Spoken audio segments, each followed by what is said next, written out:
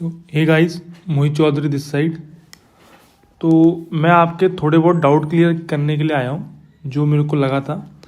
तो इस वीडियो में मैं बात करूँगा कि जो मेरे जीके के नोट्स हैं वो किस तरह यूज़ करने हैं और वो क्या काम आएंगे।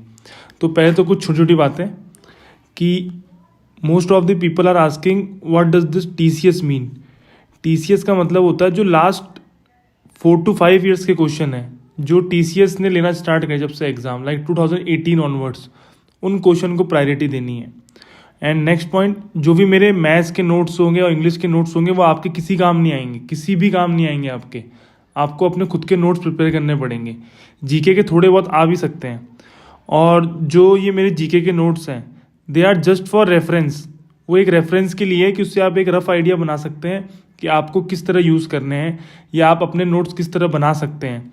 और ये नोट्स हैं NCERT के हैं मोस्टली जो मैंने बना रखे हैं। और जो मैंने लूसेंट फॉलो करी थी उसके मैंने अलग से कोई नोट्स नहीं बनाए थे, कुछ एक दो टॉपिक्स के बना रखे थे बस, जो मैं आगे क्लियर कर दूंगा। और एक और मोस्ट इंपॉर्टेंट बात है, फर्स्ट प्रायोरिटी पे हमेशा मैथ्स इंग्लिश रीजनिंग रहेगी। जो भी बिगनर्स हैं ये कान खोल के सुन लेना कि फर्स्ट जो बिगनर है उनके लिए मैथ्स इंग्लिश रीजनिंग ही सबसे ऊपर प्रायोरिटी में होनी चाहिए, क्योंकि सिलेक्शन उसी से होगा फाइनली, ये याद रखना। और एक इम्पॉर्टेंट टिप जो जीके में स्कोर बढ़ाने का काम आएगी वो होती है मेरे हिसाब से कि आपको अटेम्प्ट लेना पड़ेगा। ये गेम कॉन्फिडेंस का है, आपको अपना अटेम्प्ट मैक्स टू मैक्स करना पड़ेगा। क्योंकि एक्यूरेसी का कोई वो नहीं होता, एक्यूरेसी कभी कम भी आ सकती है, पर आपने अटेम्प्ट लिया है। लाइक मेरे 25 में से मैंने 24 क्वेश्चन अटेम्प्ट किए थे तभी मेरा स्कोर आया है। तो ये गेम है कॉन्फिडेंस और अटेम्प्ट का। तो try to attempt max to max question of GK in your mock also. तो let me start with my notes. तो जो मैं आपको लिंक डिस्क्रिप्शन में प्रोवाइड करूँगा, इस लिंक में एक फोल्डर होगा जिसके अंदर पूरे के पूरे नोट्स आपको मिल जाएंगे मेरे जीके के। तो पहले मैं इकोनॉमिक्स की बात करता हूँ। तो जो इकोनॉमिक्स के जो नोट्स हैं, इकोनॉमिक्स के नोट्स के अंदर मैंने आपको माइक्रो एंड मैक्रो इकोनॉमिक्स के नोट्स दिए हैं। ये माइक्रो और मैक्रो मैंने क्लास 12 की इकोनॉमिक्स से बनाए थे, जो मेरे लिए हेल्पफुल थे। इससे क्या है, आपको एक बेसिक अंडरस्टैंडिंग हो सकती है। अगर आपको मेरे नोट्स समझ में आ रहे हैं तो वेल एंड गुड। इससे आप एक ऊपर से एक रफ आइडिया ले सकते हैं कि हाँ कि क्या होता है नेशनल इनकम, क्या होता है प्रोडक्शन पॉसिबिलिटी कर्व, क्या होता है, कब लेफ्ट में होता है, कब राइट में वो शिफ्ट होता है। ये एक आइडिया के लिए है, इससे आप एक आइडिया ले सकते हैं। ये 12th की NCERT इसका वो था सोर्स जहाँ से मैंने नोट्स बनाए।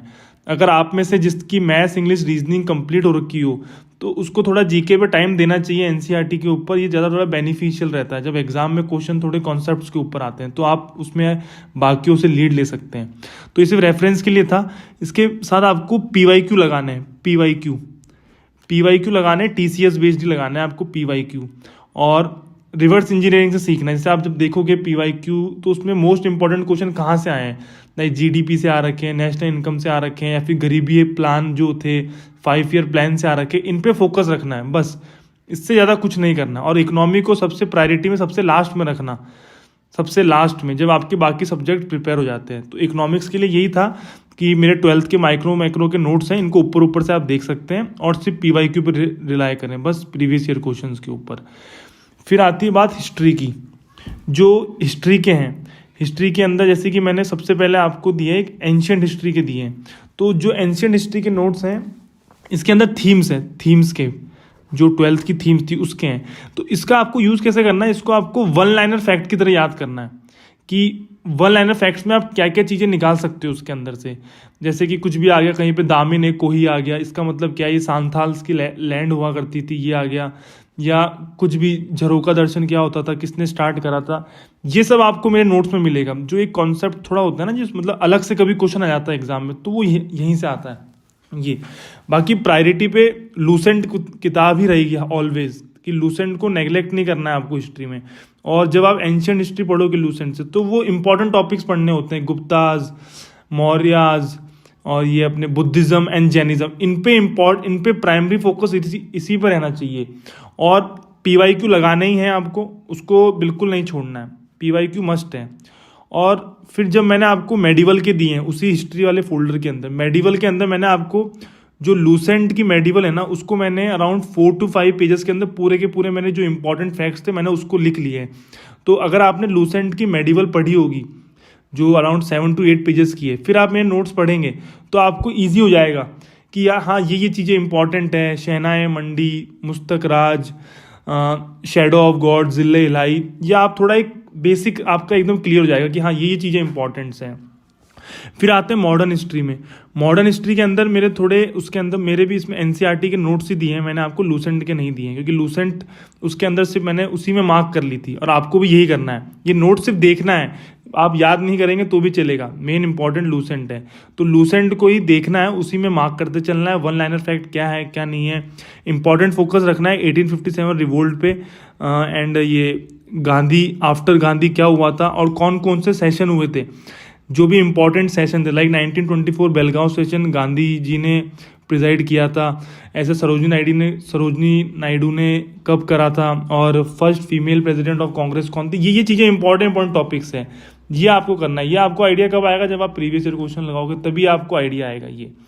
और उसके बाद मैं नेक्स्ट सब्जेक्ट पे चलूँ तो नेक्स्ट सब्जेक्ट था मेरा इंडियन ज्योग्राफी के दिए मैंने आपको नोट। तो इंडियन ज्योग्राफी में मैंने आपको एनसीईआरटी के दिए क्लास 11th के, जो कि मोर देन सफिशिएंट है जितना मैंने पाया, क्योंकि मैंने भी इन्हीं से पढ़ा था। तो ज्योग्राफी के लिए मैंने लूसेंट को रेफर नहीं करा था, मैंने सिर्फ अपने इंडियन ज्योग्राफी के नोट्स पढ़े थे एनसीईआरटी वाले। और फिर आप प्रीवियस ईयर लगाएं, जो टीसीएस में है ना प्रीवियस ईयर में भी देखना इंपॉर्टेंट है। रिवर्स ड्रेनेज सिस्टम इंपॉर्टेंट है, तो इस पे ज़्यादा फोकस रखना। बस इतना ही करना है आपको, इससे ज़्यादा कुछ नहीं करना। फिर आया साइंस की बात करूँ, साइंस के अंदर जो मैंने आपको मेरे नोट्स दिए हैं, इसके अंदर 8th 9th and 10th NCERT के मैंने आपको दे रखे हैं। तो जब आप फिजिक्स खोलेंगे, फिजिक्स लाइक फोर्स के बारे में बता रखा है इसमें, ग्रेविटेशन, जो भी 8th 9th 10th के टॉपिक हैं। तो अगर किसी के बेसिक्स अच्छे नहीं है ना, तो मैं उसको रिकमेंड करूँगा वो एनसीईआरटी पढ़ लेना। अगर जिसकी मैथ्स इंग्लिश रीजनिंग काफ़ी अच्छी है और जीके में स्कोर नहीं आ रहा है, तो वो अगर एनसीईआरटी पढ़ता है तो ये बहुत बेनिफिशियल रहेगा। क्योंकि आजकल साइंस के मैंने देखे सवाल एनसीईआरटी से भी आ रहे हैं। अभी लाइक यूनिफॉर्म एक्सेलरेशन के ऊपर आ गया था कॉन्सेप्ट पे, फ्री बॉडी को क्या मतलब किस में आता है एग्जाम्पल, ऐसे आया था एक क्वेश्चन ये। तो मैंने फिजिक्स में आपको 8th 9th 10th के दिए हैं, तो आप ऊपर से उसमें मेरे नोट्स को देख के हाँ ये चीज़ें इंपॉर्टेंट है, और फिर लूसेंट देख सकते हैं आराम से, आपको इजीली समझ में आ जाएगा। थोड़ी हैंड राइटिंग मतलब ऐसे ही है, थोड़ा कोऑपरेट करना आप। फिर केमिस्ट्री में भी सेम ही चीज़ें हैं कि ये जो भी मेरे 8th 9th 10th के ही थे, मैं इन्हीं को रिवाइज करता था मैक्सिमम, कि इनको रिवाइज करा और फिर लूसेंट के साथ मैंने प्रीवियस ईयर क्वेश्चन देख लिए। बायोलॉजी, अब जो बायोलॉजी के नोट्स हैं आप देखोगे तो बायोलॉजी के अंदर है ना 9th और 10th के क्वेश्चन बहुत ज़्यादा उठ रहे हैं आजकल, कि लाइक एनिमल किंगडम और प्लांट किंगडम से बहुत से क्वेश्चन आ रखे हैं, जो आप जब आप लूसेंट पढ़ेंगे ना तो आपका इतना जल्दी क्लियर नहीं होगी ये सारी चीज़ें। तो इसलिए मैंने एनसीईआरटी के नोट्स बनाए थे जो मेरे लिए हेल्पफुल साबित हुए थे। तो आप ये बायोलॉजी के भी नोट्स देख सकते हैं, ऊपर देख ले, ज़्यादा टाइम नहीं लगता है, ये एक दिन के अंदर नोट्स हो जाते हैं। बस थोड़े पेज ज़्यादा लगेंगे आपको, कि अराउंड 20-25 पेजेस बायोलॉजी के हैं, पर उसमें कंटेंट इतना नहीं है। जल्दी ढंग से भी करोगे तो अराउंड 2 आवर के अंदर पूरे बायोलॉजी के आप नोट्स को एक बार ऊपर से गो थ्रू कर सकते हैं। और फिर आप अगर एनसीईआरटी पढ़ते हैं, लूसेंट पढ़ते हैं, तो आपको बहुत एक ईजी लगेगा कि हाँ ये क्या क्या चीज़ें इंपॉर्टेंट है क्या नहीं है। और पीवाईक्यू तो लगाना ही है, देखो टीसीएस के मल्टीपल टाइम लगाना है, मल्टीपल टाइम ये। फिर आया पॉलिटी, देखो पॉलिटी के मैंने नोट्स इतने मैंने नहीं बनाए थे और इतने वो यूज़फुल भी नहीं थे। पॉलिटी के लिए एक वन एंड ओनली सोर्स है लूसेंट प्लस पीवाईक्यू। लूसेंट में पॉलिटी बहुत ही कॉम्प्रिहेंसिवली दे रखी है, आपको सिर्फ उसी को पढ़ना है। बस इंपॉर्टेंट बीच बीच में कमेटी के नाम हाईलाइट कर लेना, लाइक सुरन सिंह कमेटी, सरकारिया कमीशन, ये जो भी थे इनको हाईलाइट कर लेना। बस पॉलिटी के अंदर यही है कि लूसेंट अल्टीमेट सोर्स है अलॉन्ग विथ पीवाईक्यूज। फिर आता है स्टैटिक जीके। देखो स्टैटिक जीके में जो भी जैसे कि आते हैं डांस आ गए या फिर कोई बुक्स एंड ऑथर आ गए, इसके लिए मेरा सोर्स था पीवाईक्यू। जो लास्ट 5 to 5 ईयर के पीवाईक्यू हैं, मैंने उसी पे फोकस रखा था। टीसीएस पैटर्न की मैंने बुक ले ली थी, उन पीवाईक्यू से मैंने मैक्सिमम रिवर्स इंजीनियरिंग से वो लर्न करा। अब रिवर्स इंजीनियरिंग का मतलब क्या होता है, आप जब कोई क्वेश्चन आपने लगाया तो आपने लगाया कि लाइक कोई भी एक डांस फॉर्म ले सकते हैं हम लोग, लावणी डांस फॉर्म कहाँ का है, तो वो 4 नीचे ऑप्शन देगा, महाराष्ट्र, गुजरात, राजस्थान, मध्य प्रदेश कहाँ का है। फिर जब आप उसके एक्सप्लेनेशन पढ़ेंगे तो एक्सप्लेनेशन में आ जाएगा कि लावणी चलो महाराष्ट्र का है। फिर वो साथ के साथ ही थ्योरी में कुछ और भी देगा कि महाराष्ट्र के और भी डांसेस हैं, ये भी हैं, ये 3-4 नाम और देगा, तो उनको भी पढ़ना होता है, उसकी एक्सप्लेनेशन भी पढ़नी है, ताकि आपकी रिटेंशन पावर भी बढ़े और नॉलेज भी बढ़े कम टाइम में। तो वो उस तरह कहते हैं रिवर्स इंजीनियरिंग, इस तरह अप्लाई करनी है। तो मैक्सिमम था कि पीवाईक्यू पे फोकस रखना है, इंपॉर्टेंट जो भी हो उससे सीखना है। और अगर आपको समझ में नहीं होते, एक बार में याद नहीं हो रहे डांस, तो सिंपल यूट्यूब पे सर्च करें कि डांस फॉर्म्स एसएससी, बस जो वीडियो आएगी, जो पसंद आए वो वीडियो देख लें, बस इतना ही करना है। और फिर and then comes current affair.